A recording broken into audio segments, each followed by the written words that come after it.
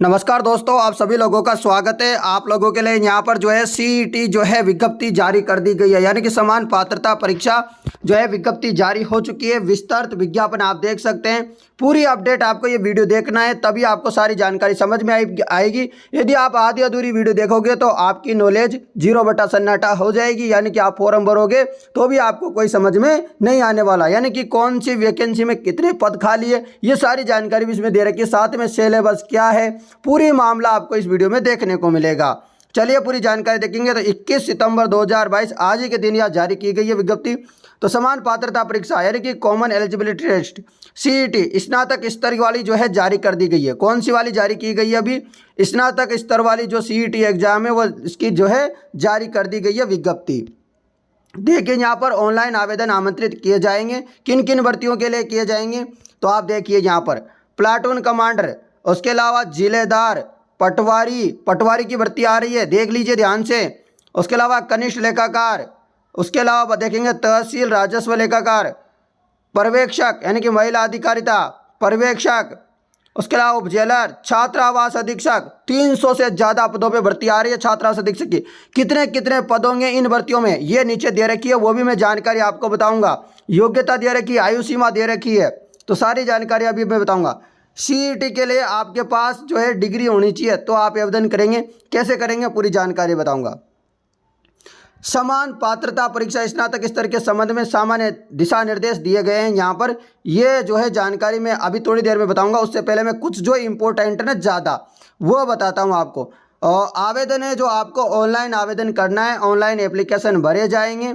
आप SSID से भर सकते हैं, RSMSSB की ऑफिशियल वेबसाइट से भी भर सकते हैं। कितनी फीस चार्ज लगेगी ये सारी जानकारी भी नीचे आपको बता दूंगा। पूरी जानकारी आप यहाँ पर एक और चीज़ जानकारी दी गई है कि जो है यहाँ पर आवेदक के सुधार हेतु पत्र व्यवहार स्वीकार नहीं किया जाएगा। यहाँ पर देख सकते हैं ऑनलाइन एप्लीकेशन फॉर्म में किसी प्रकार का सुधार नहीं किया जाएगा।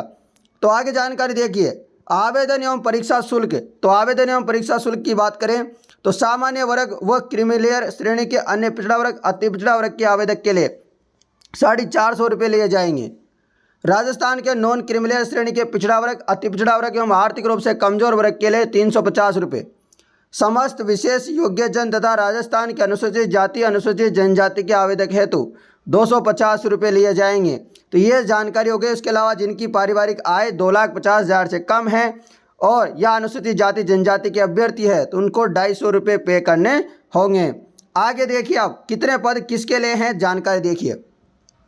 समान पात्रता परीक्षा के अंतर्गत संभावित रिक्त पदों का विवरण निम्न प्रकार है। इन पदों में घटोतरी बढ़ोतरी की जा सकती है। ठीक है। गृह रक्षा विभाग में जो प्लाटून कमांडर है, प्लाटून कमांडर के 43 पदों पे भर्ती होगी। साथ में जिलेदार के अभी यहाँ पर पदों की संख्या नहीं बताई है, परंतु पटवारी की जो है यहाँ पर 272 पदों पे भर्ती होगी। जल संसाधन विभाग के अंतर्गत 272 पदों पे पटवारी की वैकेंसी आ रही है। साथ ही में कोष एवं लेखा विभाग के अंदर कनिष्ठ लेखाकार के होंगे 1923 पद। सुबह भी बताए थे मैंने भर्ती के मामले में। कोष एवं लेखा विभाग में जो है कनिष्ठ लेखाकार के 1923 पद है। राजस्व मंडल में TRA तहसील राजस्व लेखाकार TRA के जो यहाँ पर बात करें तो 198 पद है। महिला अधिकारिता पर्यवेक्षक महिला अधिकारिता 176 पद है। समेकित बाल विकास सेवाएं पर्यवेक्षक के जो पद है यहाँ पर अभी बताए नहीं गए हैं, जल्दी बता दिए जाएंगे। कारागार विभाग उप जेलर के यहाँ पर 49 पद है। कारागार विभाग में जो उप जेलर है उसके यहाँ पर 49 पद है। साथ ही में सामाजिक न्याय एवं अधिकारिता विभाग, तो ये जो छात्रावास अधीक्षक होता है जो ग्रेड 2 का, ठीक है, उसके 335 पद है। कितने पद है छात्रावास अधीक्षक के? ग्रेड 2 के 335 पद है। साथ ही में यहाँ पर नोट लिख के बताया गया है कि यहाँ पदों की संख्या में घटोतरी या बढ़ोतरी की जा सकती है। ठीक है ना। तो ये सारी जानकारी यहाँ पर आप देख सकते हैं। और भी आपको सारी जानकारी बताऊंगा। इसके संबंध में नीचे कुछ जानकारी दी गई है। यहाँ पर आरक्षण के संबंध में आप पढ़ सकते हैं। PDF हमारे टेलीग्राम ग्रुप स्टडी एकेडमी में मिल जाएगी। उसके अलावा यहाँ पर पात्रता एवं शैक्षणिक योग्यता क्या क्या है आप तभी अप्लाई करें तो देख लीजिएगा। महिला अधिकारिता पद का नाम पर्यवेक्षक महिला अधिकारिता। आयु सीमा रहेगी इसकी 18 से 40। शैक्षणिक योग्यता रहेगी भारत में विधि द्वारा स्थापित किसी विश्वविद्यालय में स्नातक। यदि आपने किसी भी विश्वविद्यालय में स्नातक कर रखा है तो आप जो है फॉर्म भर सकते हैं। उसके अलावा जल संसाधन विभाग पटवारी के लिए यदि आपने आयु सीमा है 18 से 40 तो आवेदन कर सकते हैं। साथ ही में आवेदक विधि द्वारा स्थापित विधि विश्वविद्यालय से स्नातक परीक्षा उत्तीर्ण या उसके समकक्ष अन्य परीक्षा उत्तीर्ण जिसे सरकार द्वारा मान्यता प्राप्त की गई है तो आप आवेदन कर सकते हैं। साथ ही में आपके पास RSCIT वगैरह या जो है आपने कोई किसी प्रकार का कंप्यूटर कोर्स कर रखा है तो आप आवेदन कीजिएगा, ठीक है ना। तो आपके पास ग्रेजुएशन होना चाहिए प्लस RSCIT वगैरह होनी चाहिए पटवारी के लिए। उसके अलावा जल संसाधन विभाग में जो जिलेदार है, जिलेदार के लिए भी जो 18 से 40 वर्ष आपकी आयु सीमा चाहिए। उसके अलावा भारत में विधि द्वारा स्थापित किसी विश्वविद्यालय से स्नातक यानी कि ग्रेजुएशन कर रखा है किसी विश्वविद्यालय से तो इसके लिए भी आप एलिजिबल होंगे जिलेदार के लिए। गृह रक्षा विभाग प्लाटून कमांडर, यदि आप प्लाटून कमांडर बनना है तो 20 से 40 वर्ष की आयु सीमा होनी चाहिए और भारत में विधि द्वारा मान्यता प्राप्त विश्वविद्यालय से स्नातक या उसके समतुल्य अर्हता या नायब सूबेदार या उससे ऊपर की रैंक का समयक रूप से भूतपूर्व सैनिक है तो आप आवेदन कर सकते हैं इसके लिए। तो ये भी जानकारी है, ग्रेजुएशन होना चाहिए मतलब। आगे देखेंगे यहाँ राजस्व मंडल, तहसील राजस्व लेखाकार और साथ ही में यहाँ पर है कनिष्ठ लेखाकार, दोनों की बात कर रहा हूँ। तहसील राजस्व लेखाकार और कनिष्ठ लेखाकार इन दोनों के लिए आयु सीमा 21 से 40 वर्ष चाहिए और दोनों के लिए योग्यता सेम चाहिए यानी कि भारत में केंद्रीय या राज्य विधान मंडल के किसी अधिनियम द्वारा निगमित विश्वविद्यालयों में से किसी विश्वविद्यालय या संसद के किसी अधिनियम द्वारा स्थापित या विश्वविद्यालय अनुदान आयोग अधिनियम 1956 की धारा 3 के अधीन विश्वविद्यालय के रूप में घोषित अन्य शैक्षणिक संस्था की डिग्री धारित करता हो या सरकार द्वारा आयोग के परामर्श या मान्यता प्राप्त समतुल्य अर्हता रखता है तो आवेदन कर सकता है।